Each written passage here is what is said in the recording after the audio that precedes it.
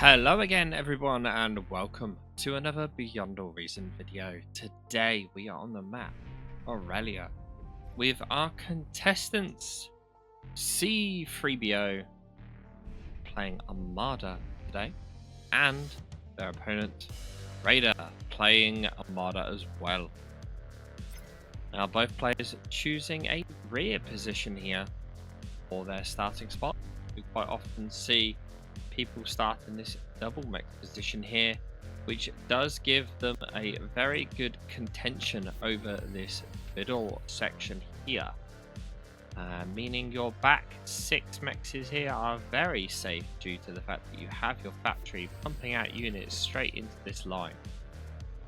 But this does mean that your base is technically better defended, being the fact that if you lose your front, you don't lose everything, because he has a bit of a fullback position here, both Raider and C3B0.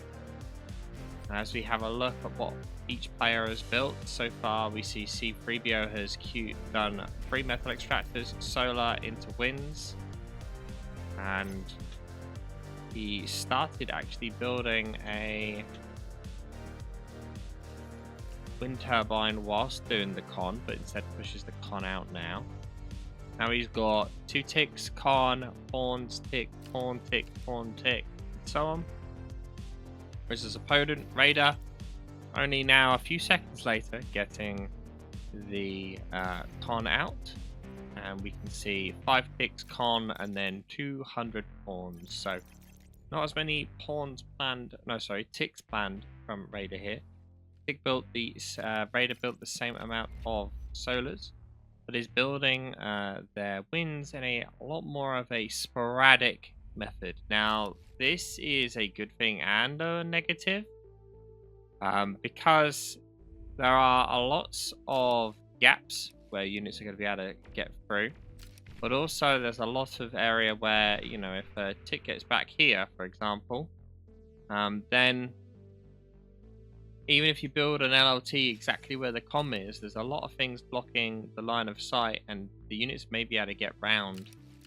So it's a bit of a negative, but then at the same time, if a single windmill dies, it's not going to take the rest of them with him, like C3BOs who are packed really, really close together here. But obviously C3s is a lot harder to raid, especially with the solars positioned here like this. Basically means that he's only open to attack from this angle here for raiding. So in this early game, I think this is probably a better position, because obviously all of this area back here is completely open, so his comm is able to shoot anything coming at the winds. Now he is starting to block off that angle that his comm is going to be able to shoot to only this 90-degree angle here, but well, technically not 90 degrees, more like that, but still, you get the point. Meanwhile, across the map, not much is happening just yet. The C3BO is slowly expanding with 2 cons, and we see a Raider doing the exact same here. C3 is a little bit ahead when it comes to this early raiding. Not early raiding, early expanding, rather.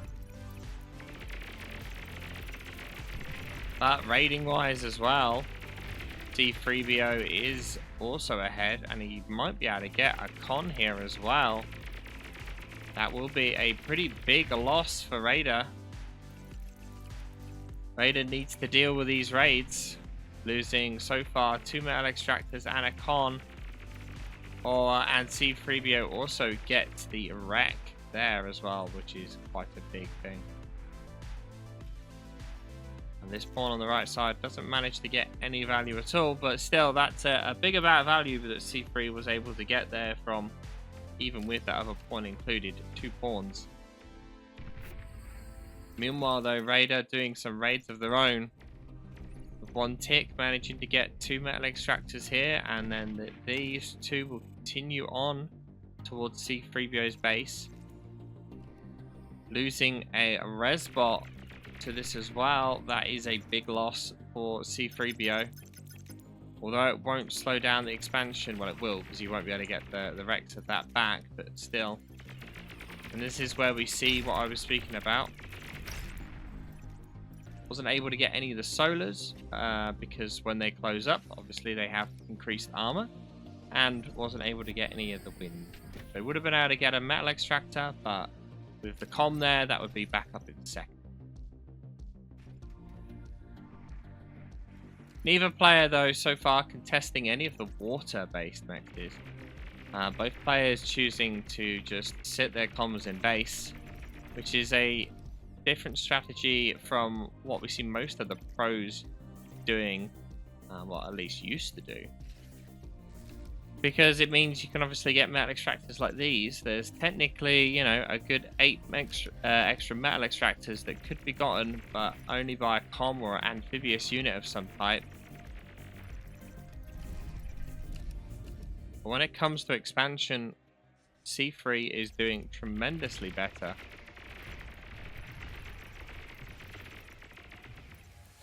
Seeing 25 to...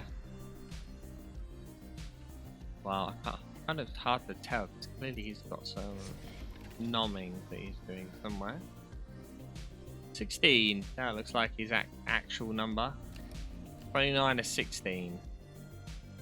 That's a big difference when it comes to metal extractors.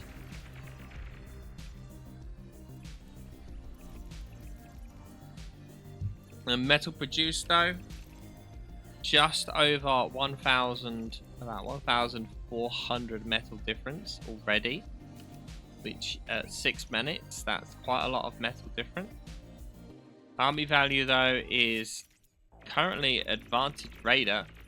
Question is Raider going to make the most of this metal difference? Army value is an extra 1k of metal in units. Losing, you know, those 3 pawns though has dropped that a little bit. And again, just a single pawn has managed to sneak its way by. There is no LLT in Raider's base either, so only just now being spotted. This little guy is making his way, will get some value there. At the same time, a little fight took place here, but nothing of value really, as both players kind of just taking their time. A metal extractor gets killed, but that's it. That should be picked up by Raider's comm very quickly, but currently he hasn't queued it back up. There we go. Queued the con over here to do that. But Raider keeps letting these small raids through. Just letting a couple of units here and there. Now realistically, it's not causing that much damage due to the fact that he's able to get the Rex afterwards, but that's a metal extractor lost that's like not in a easy to get to position. It's not that far, but it's all about walk time, right? You're trying to increase walk time as much as possible. But on the left hand side, this is a big chunk now. 19 grunts. 19 to 15 will be all about micro now. C3 does have a build turret up here, and looks like he was planning a vehicle transition on this left hand side. Able to defend. 12 to 12. But being closer to C3's base means more reinforcements able to get there quicker.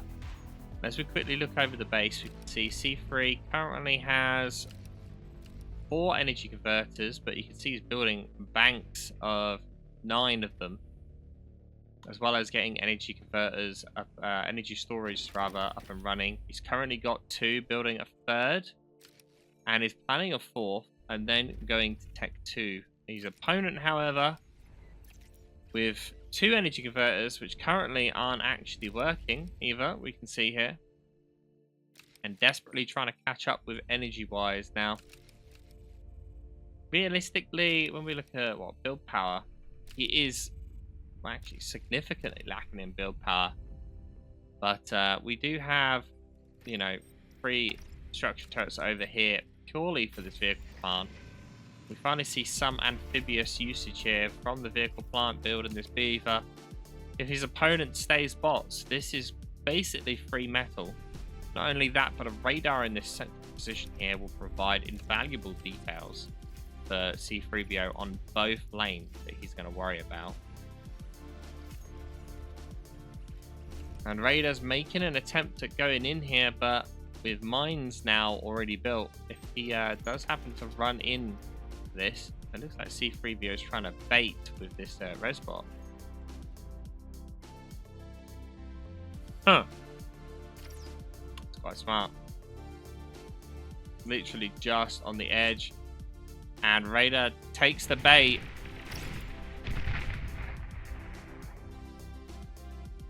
Resbot for a big chunk of pawns. And now Raider is lacking in units. Gone vehicles himself. 29 to 42. Significant amount more combat units for C3. And as we look at C3's base, we can see the Tech 2 transition has started. The factory for bots is being eaten up. The plane lab has been built in its stead. And looks like Tech 2 has actually cancelled there. Wind has died off. It does make sense. Right now is not really the time to try and build Tech 2 with no energy whatsoever. Tech 2 uses 15,000 energy, and he does not have that at all. Oh, friendly fire happening as these pawns get in the way of the whistlers.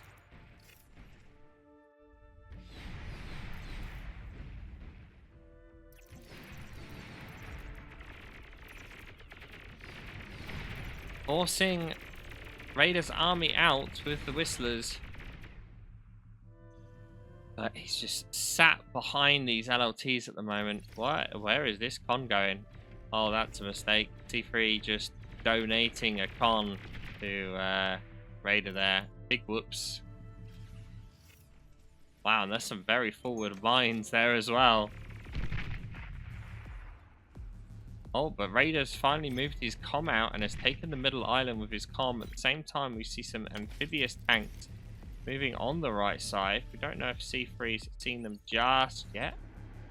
Doesn't look like it. Tech 2 bot lab is being built now. We can see the metal reducing rapidly. And it does seem like these mines have basically been a ploy in order to keep his opponent at bay for a little bit while he gets Tech 2 up. But these amphibious tanks are just sat there. There are LLTs here, so it'll be a little bit difficult to push through, but not too difficult. There's also quite a few pawns here that can react pretty quickly down here. The Tech 2 has now been finished. Con coming out to get those early metal extractors up as quick as possible. Still, C3 is building kind of more energy converters than he needs at the moment. As we can see, a lot of them being turned off most of the time, yet he's still building more. But I think this is more of a, I don't want to deal with this. Let me just kill this up and eventually it'll get used sort of thing. But C3 losing multiple Tech 1 constructors, and now the transition of Tech 2 has happened. He is limited as to what he can do without them. He'll have to build another Tech 1 factory again, just purely to get more cons out. Or he uses the vehicle one here. And now just taking his time, but look at the difference in numbers here. So when it's metal produced, 4K metal difference, and that 4K, you know, half of that 4K has been paid into the factory.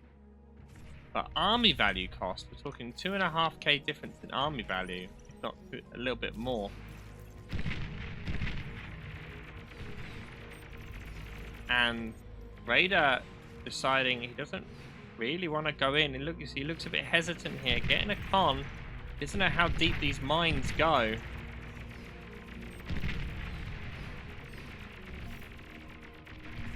C3 just happy to kind of lose more and more ground here. Now would be the time to turn. Whilst in range of the build turrets.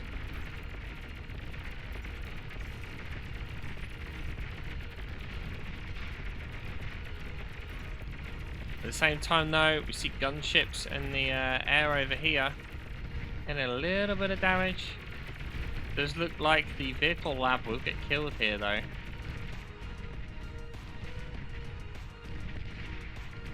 Or not actually, as there's only one stout left. And that's some good damage for Raider. The only problem is, he's now left 2k metal right here, and the base, the factory is still left alive. So, although it did some, this can pump out a con and start reclaiming this pretty quickly, or rebuilding what was destroyed. The build turrets being up here as well has meant that they're pretty safe. He says that as there's, you know, 5 units about to go up there. Oh, but that won't matter as a gunslinger has just been dropped on the front line.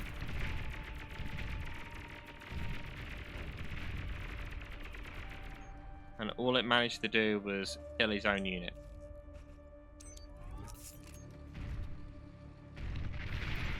He's dropping the gunslinger right on the front.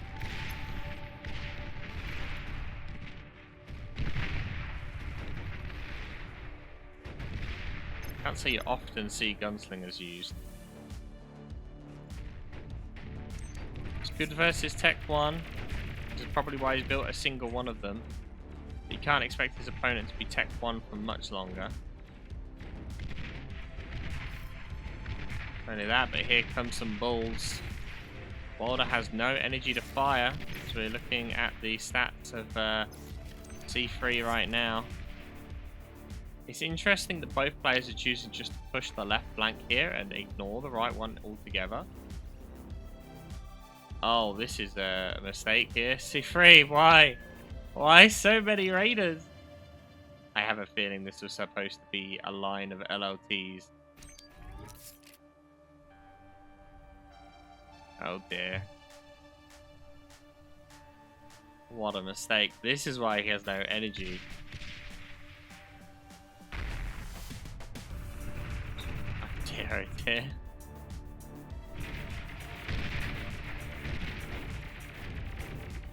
Looks like the bull is focusing on the gunslinger here rather than the pawns, causing that flanking damage.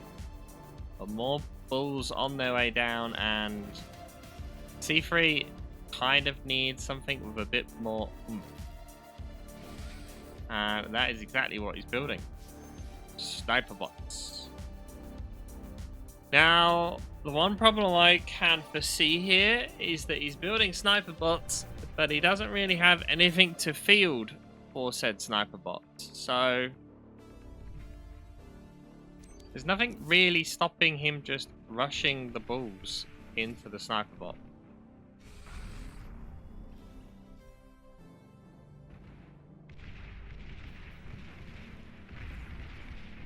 Bit of an air fight going on.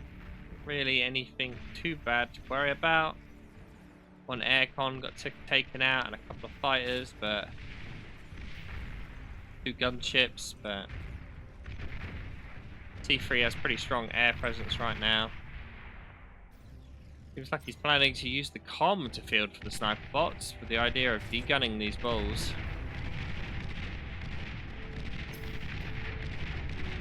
Gunslinger gets killed, and this is going to be a straight degun, getting 3 bulls in one. Great plan. He knew he would go for the sniper bots as soon as he saw them. And well played, C3. Well played indeed. They're going for a construction turret at the front here. Interesting move. Maybe an attempt to try and keep, like, the bulls healthy, but I don't see that really paying off.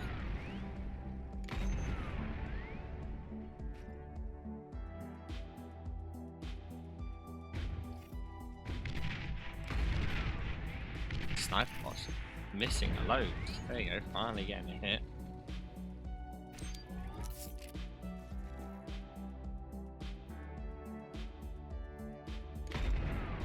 This one's targeting ground for some reason.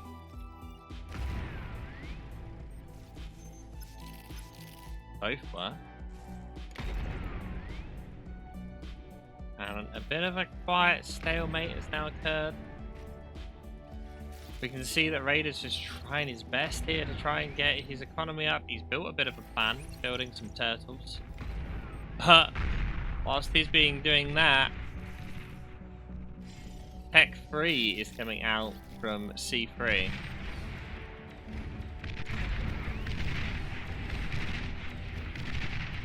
C3 just planning on holding off till he get that Marauder rush by the looks of it.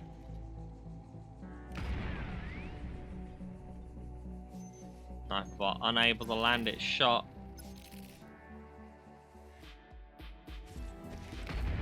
There we go.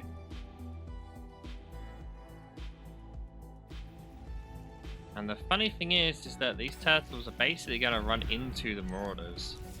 And they're going to just kind of like pass each other going opposite directions, waving at each other and looking confused. Pretty sure there's a video clip of that somewhere from some film. Yep.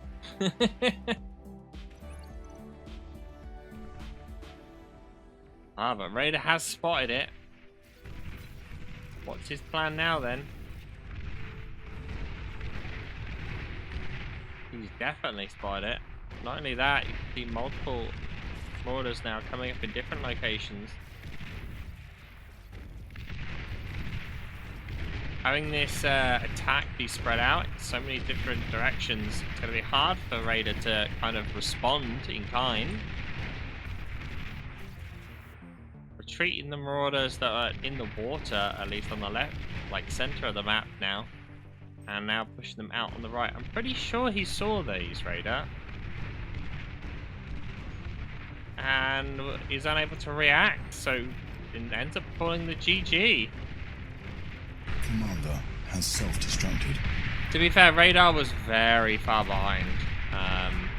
Hadn't really scaled up his economy as well, and C3 was happy to just sit back, even though Radar, you know, at this point here had Battle most ended. of the map. But anyway, thank you all for watching. I hope you enjoyed this 1v1 today. Don't forget to like, comment, and subscribe to that annoying YouTube algorithm, and I'll see you all next time.